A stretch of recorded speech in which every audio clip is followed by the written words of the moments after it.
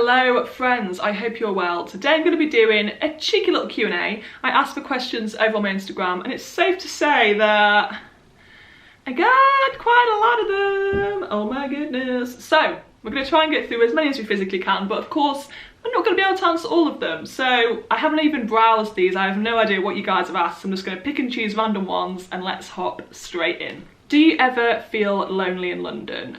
Personally, I don't actually feel lonely in London, and you know what, I think I'm very, very, very lucky to feel that way because it can be a lonely city, especially if you're somebody who works for themselves and spends most of their day working on their own, which is exactly what I do. I run my own business. So yeah, I'm very, very lucky that I don't feel lonely. I think the main reason for that is number one, I make a lot of social plans, and number two, I live with my boyfriend, which means that I get to fall asleep next to somebody I love every single night. So yeah, I think those are the two reasons why I don't feel lonely in London. What's the question you get asked all the time that you're sick of being asked?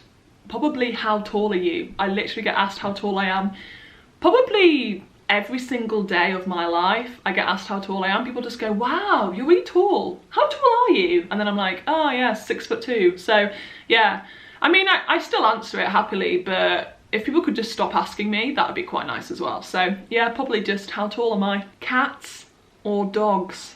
That is a really, really, really challenging question. And in the past, I would have said cats, but now that I've realised I'm much more allergic to cats than I am to dogs, I'm gonna have to say dogs because it's more likely that I will own a dog one day, rescue a dog obviously, adopt, don't shop. Yeah, I think it's more likely that I will have a dog one day unless I can get some sort of mystical, magical, hypoallergenic cat, because right now, yeah, I'm more allergic to cats than dogs, so I've turned into a dog person. What kind of birth control are you on?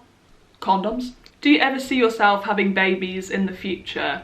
That is a great question. I actually have no idea if I'm going to have kids or not, and I'm really undecided. And I would really like to know what I want, but I have no idea what I want. I used to be, when I was younger, when I was like up to the age of 16, 17, I just assumed that I would have them.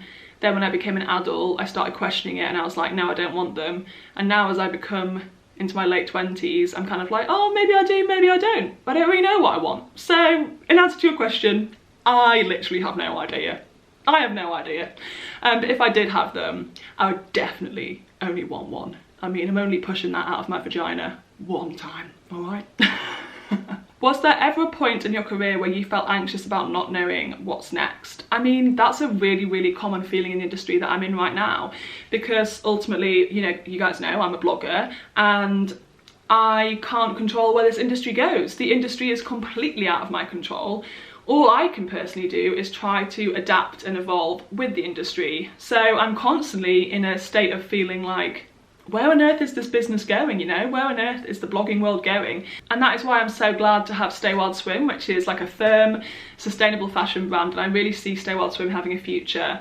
But then in terms of my own personal blogging business, I have no idea where that's gonna go, so I'm just gonna go with the flow, you know? Hi Zanna, I'm curious, what were you like as a child? I am unsure as to what I was like as a child. My mum does say that I was really good when I was like young. I was easy to take around, I'd get on with anyone, you could put me anywhere and I'd be alright. But I know that as a teenager, I was not the nicest to my parents, which I definitely regret because now I have so much awareness of how much they've done for me. But when you're a teenager, you're going through this awkward transitional phase and you just sometimes I'm not very nice to your parents, and that's what I did, so really regret that. That's probably one of my biggest regrets in life, what I was like to my parents as a teenager. So yeah, that happened. How are you so amazingly confident to do all these challenges like hiking Kilimanjaro? Honestly, I'm just terrified, but I'm just doing it anyway, do you know what I mean?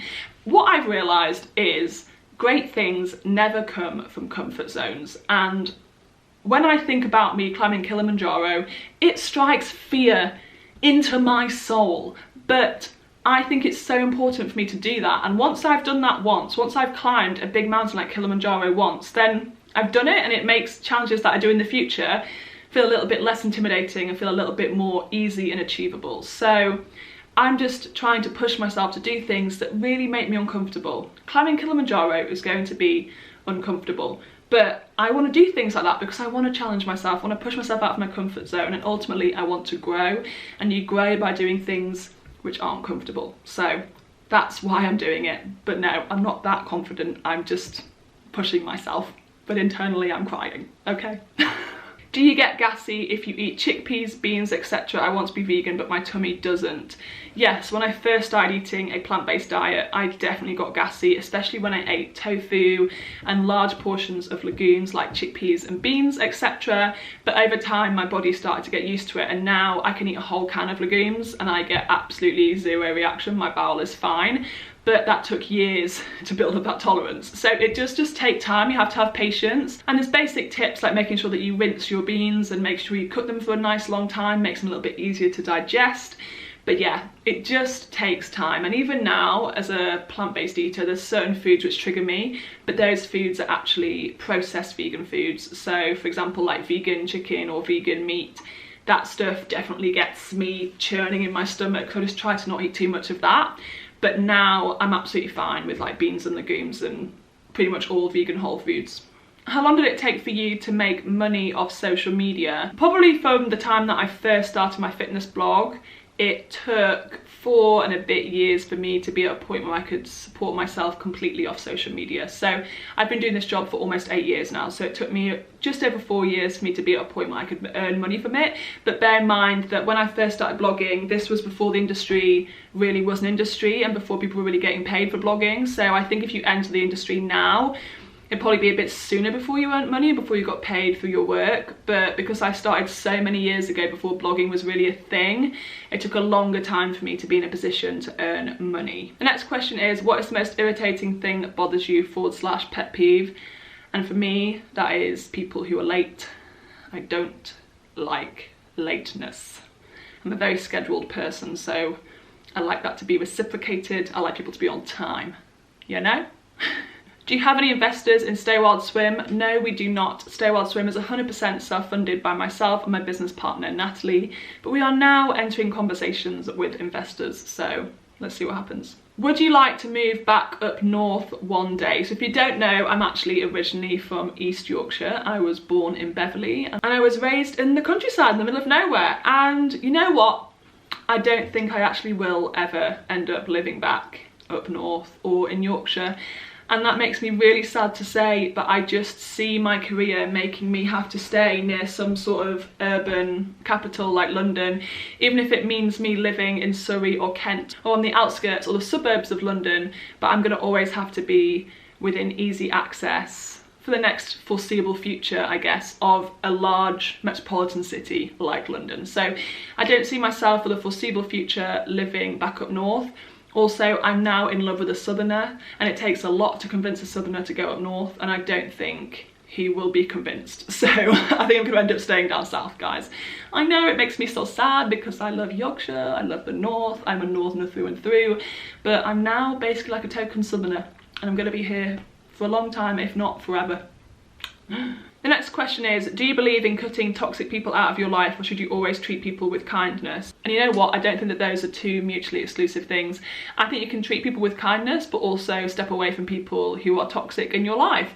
So I like to think that I'm not nasty to people. I like to think that I'm a kind person, but there's been people in my life who have not been good for me, who have been toxic to me and been toxic in my life, and I have stepped away from them, but I've done it with kindness. I've never confronted them or brought up a massive issue with them, but I've just slowly stepped away and given my energy to other people who are not toxic. So I think you can do it with kindness. Don't think you have to cause a big argument with somebody to remove somebody from your life. You can just gently step away from them, and I don't think that's the end of the world, and I don't think that's an unkind thing to do. Do you find it difficult talking to your parents who have opposing political views to you, for example regarding Brexit, etc.? If you don't know, my parents and I do have rather opposing political views on many different things, for example Brexit, and we've had a few conversations about it, but when we've had these conversations we've chosen to approach the conversations consciously and to listen to each other, and we've ultimately agreed to disagree. My parents and I have a great open relationship and we can talk about these things without having an argument. So we discuss, we agree to disagree, and then we don't really talk about it that much anymore because we just know that we disagree. We've agreed to disagree, so we just don't really talk about it that much anymore. So yeah, it's not a big issue for me having different political views to my parents. What is your ultimate goal, business-wise, life-wise, location-wise, etc.? My ultimate goal is not super clear, but it's basically the notion of living a comfortable, happy life without financial stress, with the man that I love, amazing friends around me, in a home that I love, and with access to my family, with the ability to travel a little bit, and with a job that I enjoy. I mean, it's not a lot to ask, is it? Do you think you will ever stop flying for environmental reasons? Personally, I'm really struggling with this. That is a really valid question. It's something which I've definitely been thinking about, but upon reflection and assessment of my career and my life, etc, etc, I don't think that right now I'm going to be giving up flying completely. It is just a huge part of my life, and I ultimately have realised that this is my weakness when it comes to sustainability, and this is the one area that I struggle with. And ultimately, the way that I see it is, I would rather focus on doing something rather than nothing, and being imperfect rather than trying to be perfect. So for example, I could fly across the world, but also eat red meat, consume loads of plastic, have my house fueled by fossil fuels, don't use an ethical bank, etc, etc, etc. Or I could fly across the world, but then when I'm there, try and promote responsible ecotourism, eat a plant-focused diet, consume less plastic, use an eco-friendly energy supplier in my home, etc, etc, etc. And I would rather choose the latter option and try and do something rather than nothing. And I know that flying has an absolutely gargantuan impact on the planet, and it is very bad, but I hope that I can hopefully try and combat the impact that I have through flying by making some sustainable swaps in other areas of my life. And I know I'm going to get hate for this, but I would just rather be honest with you guys, and I'd rather do something than nothing. I'd rather try and make some positive change than not make any at all. So hopefully that answers your question. And yeah, I'm not going to be giving up flying completely. And I'm sorry about that answer, because I know it's going to offend a lot of people. Yay! What are your views on marriage? Not a personal question, just your general opinion. So my opinion on marriage, that is something which I've been going back and forth on, like the children thing. Like, there was a phase where I was like, yeah, of course I'll get married, it's what everybody else does. Then there was a phase where I was like, nah, I'm not going to get married, I don't want to do that, I don't want to just follow the system and follow the normal milestones that people tick off in their life. And then now I'm in this place where I'm like, oh, maybe that would be quite nice. Quite like the idea of having a big party where all my friends and family are there. Wedding's a nice excuse for such a party. So I don't know. I don't know my thoughts on wedding. I'm still in limbo about this particular subject because, yeah, as I said, I've been through phases of thinking, yeah, of course I will, to no, I don't really want to. And now I'm just here like, yeah, probably, I guess one day. Goodness me, it really is getting dark now, so I'm only going to do one more question, and that question is, hi Zanna, how much sleep do you get per night on average, please? So if you watch my Instagram stories, you know that I get up each morning at 5:20 AM. So I try and be asleep by 10, which would mean that I would get 7 hours and 20 minutes of sleep. Sometimes if I'm lucky I get into bed at 9:30, which means I get more like 8 hours of sleep, and sometimes if I'm not so lucky I end up working late and I get into bed about 10:30, which means about 6.5 to 7 hours of sleep. But my ultimate goal is always to get over 7 hours of sleep, because for me, sleep makes me feel damn good and it's really, really important for your health. So that was my Q&A. I really hope that you guys enjoyed it. If you did, please give this video a cheeky thumbs up, leave a comment down below and let me know if you have any more questions you want to ask me, or just your thoughts on the video.